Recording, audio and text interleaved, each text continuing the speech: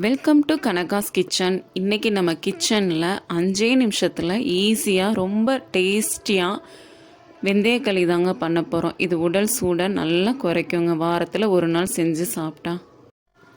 இந்த உலக்கில் தாங்க நான் ஒரு உலக்கு அரிசி எடுத்துக்கிற போகிறேன், சாப்பாட்டு அரிசி. இதை அரைக்காப்படி உலக்கு ஒரு உலக்கு எடுத்துக்கலாம். நம்ம எந்த உலக்கில் அரிசி எடுக்கிறோமோ அதே உலக்கில் உலக்கு வெந்தயம் எடுத்துக்கிட்டால் போதுங்க. வெந்தயக்களியை பொறுத்த வரைக்கும் எவ்வளோ இனிப்பு போட்டாலும் லைட்டாக கசப்பு தெரியணும், அப்போ தாங்க அதோட டேஸ்ட்டு நல்லாயிருக்கும். 2 ஸ்பூன் அளவுக்கு உளுந்து சேர்த்துக்கிறலாம். இதை ஒரு 2 தடவை நல்லா கழுவிட்டு 3வது தண்ணியில் ஒரு 8 மணி நேரம் ஊற வச்சு எடுத்துக்கிறலாங்க. இப்போ ஒரு 8 மணி நேரம் நல்லா ஊறிடுச்சு. வெந்தயமும் உளுந்து அரிசி எல்லாமே பாருங்கள், இந்த அளவுக்கு நல்லா ஊறி இருக்கணும். இதை ஒரு மிக்சி ஜாரில் கொஞ்சம் கொஞ்சமாக போட்டு நல்லா வலுவலுன்னு அரைச்சி எடுத்துக்கலாம்.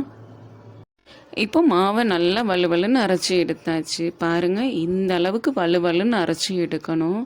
தேவையான அளவு கல்லுப்பு சேர்த்துட்டு அரைச்சி எடுத்துக்கோங்க. நல்லா நைஸாக இந்த மாதிரி இதாங்க பதம், இந்த மாதிரி இருக்கணுங்க. அரைச்ச மாவை எல்லாத்தையும் இந்த மாதிரி மொத்தமாக ஒரு கிண்ணத்தில் சேர்த்துட்டுங்க. ஒரு 1.5 டம்ளர் அளவுக்கு இந்த டம்ளர் அளவு தண்ணி சேர்த்துக்கிறேன் நான். சேர்த்துட்டு இது எல்லாத்தையுமே மொத்தமாக கரைச்சி எடுத்துக்கலாம். இந்த அளவுக்கு தோசை மாவு பதத்துக்கு கரைச்சி எடுத்துக்கலாம்.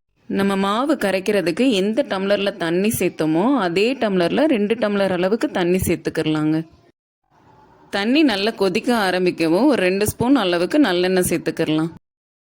அரைச்ச மாவை தண்ணி கொதிக்கையில் இந்த மாதிரி கொஞ்சம் கொஞ்சமாக சேர்த்துக்கோங்க. சேர்த்துட்டு நல்லா அடி ஒட்டி கிளறி விடுங்க. சரியாக கிளறி விடலாட்டினா வெந்தயமும் உளுந்து தெரிலையாக கட்டி விழ ஆரம்பிச்சிடும். அதனால நம்ம எந்த அளவுக்கு அடி ஒட்டி நல்லா கிளறி விடுறோமோ அப்போ தாங்க களி ஒன்று போல் சரியான பதமாக வெந்து வரும்.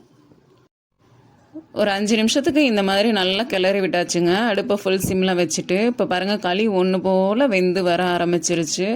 இந்த ஸ்டேஜில் அடுப்பை ஒரு 2 நிமிஷத்துக்கு ஹையில் வச்சுக்கிறலாம். வச்சுட்டு ஒன்று போல் கிளறி விட்டுக்கிட்டே இருக்கலாங்க. பாருங்கள், ஒரு 2 நிமிஷத்துக்கு தான் நான் கிளறி விட்டுருக்கேன். களி நல்லா வெந்து வந்துருச்சு.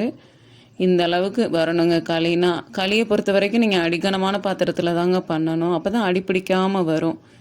நல்லா இந்த மாதிரி ஒன்று போல் கிளறி விட்டுக்கிட்டே இருங்க. ரொம்ப ஈஸியாக பண்ணிடலாங்க, சீக்கிரமாக வெந்துடும் களி. ஏன்னா நம்ம தண்ணி அதிகமாக சேர்த்துக்கறல, அதனால நான் கரெக்டாக சரியான அளவு தண்ணி சேர்த்துக்கிட்டோன்னா சீக்கிரம் களி வெந்துருங்க. ரொம்ப தண்ணி சேர்த்துக்கிட்டோம்னா ஒரு மாதிரி நெல்லுன்னு இருக்கும், சாப்பிட்றதுக்கு ஒரு மாதிரி நெல்லுன்னு இருக்கும் பார்த்துக்கோங்க. இந்த மாதிரி தண்ணி கரெக்டாக சேர்த்துக்கிட்டோன்னா எடுத்து சாப்பிட சூப்பராக இருக்குங்க.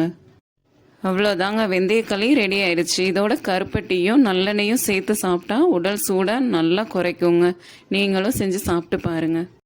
இந்த மாதிரி வெந்தயக்களியை வாரத்தில் ஒரு நாள் குழந்தைங்களுக்கும் பெரியவங்களுக்கும் செஞ்சு கொடுங்க, விரும்பி சாப்பிடுவாங்க. பிடிச்சிருந்தா லைக் பண்ணுங்கள், ஷேர் பண்ணுங்கள், சப்ஸ்கிரைப் பண்ணுங்கள்.